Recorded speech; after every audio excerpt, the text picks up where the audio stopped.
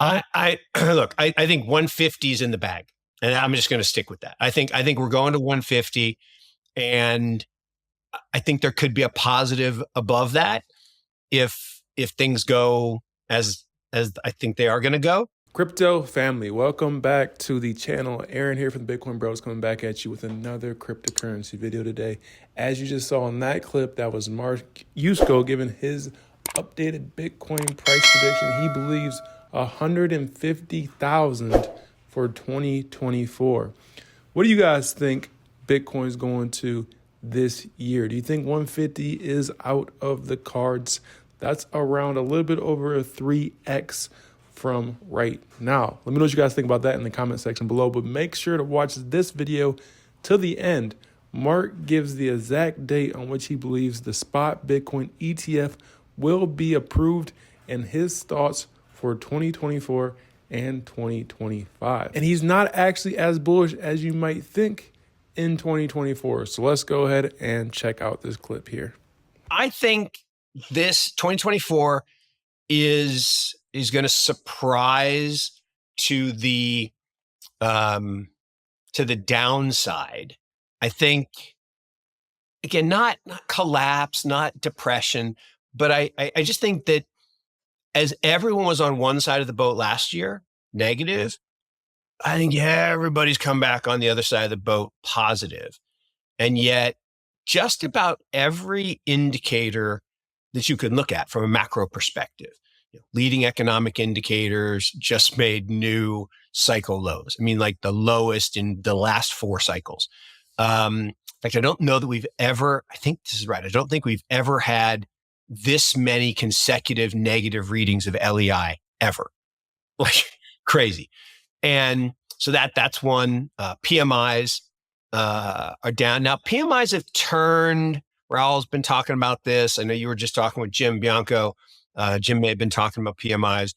But I think there's a lot of macro data that's a little negative. I think first quarter GDP is going to surprise a lot of people how low it is, but that's a cyclical thing.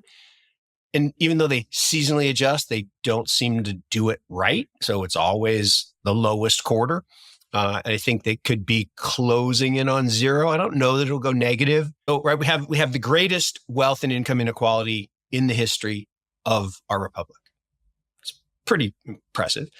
And when you start bailing out the people at the top and handing them money through like this, like if a bank can borrow from one side of the house and lend to the other side of the same house and make a spread, that's a riskless transaction.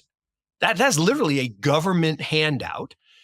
And when they vote to give money to other governments and then it comes back to the defense companies that they own pieces of, or when this one crazy, when Ms. Pelosi, like while she's in session on a bill that has to do with semiconductors, her husband is trading NVIDIA options like in real time.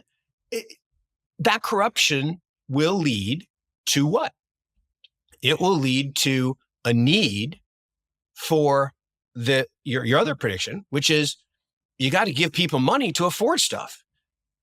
And so what happens is as you devalue the currency, prices start to rise. Well, the problem is they don't rise linearly. They rise parabolically. And again, I don't want to predict a Weimar-like, but that's where you get. You will eventually get to that point where the only way for the average person to survive is through a government handout. And then it's not even about survival as much as it is just vote for me, just keep me in power. And so I got to give you enough free electricity, free gasoline, spending money, UBI, whatever it is. Although I haven't heard the term UBI for a while. It's interesting. It was really hot. Like if I look at Google searches for UBI, there was that spike maybe 18 months ago. I don't hear people talk about that anymore. But I'm very worried about the devaluation. Now, what that does for one of my other predictions, What that does for Bitcoin prices? Yeah, good stuff. This is the year. This is the year I've been talking about. This is crazy. I've been talking about this. I went back and I searched through Twitter to find when I started talking about this. I've actually been talking about this since 2018, which is hard to believe. That's 6 years ago. I mean, that's a long, but I've been talking about this cycle, this 14-year cycle that people are just sick of hearing about. But now it's here. I mean, we're days.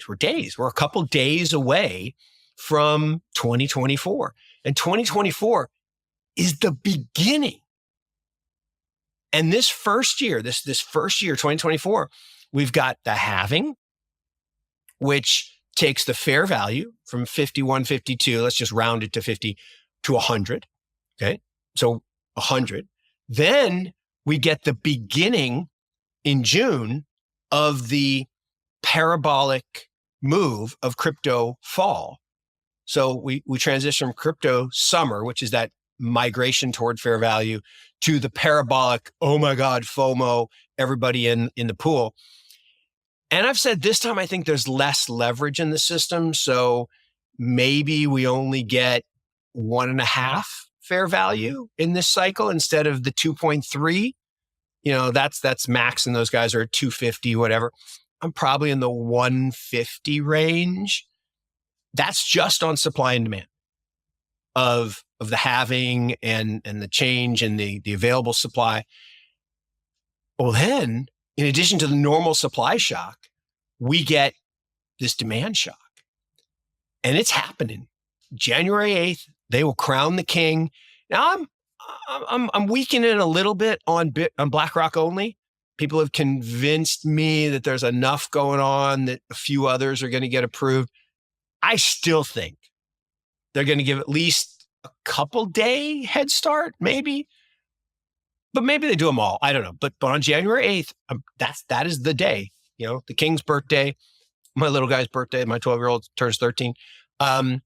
So that's they're going to approve the ETF, and tens of billions of dollars are going to flow into it in that first week or so.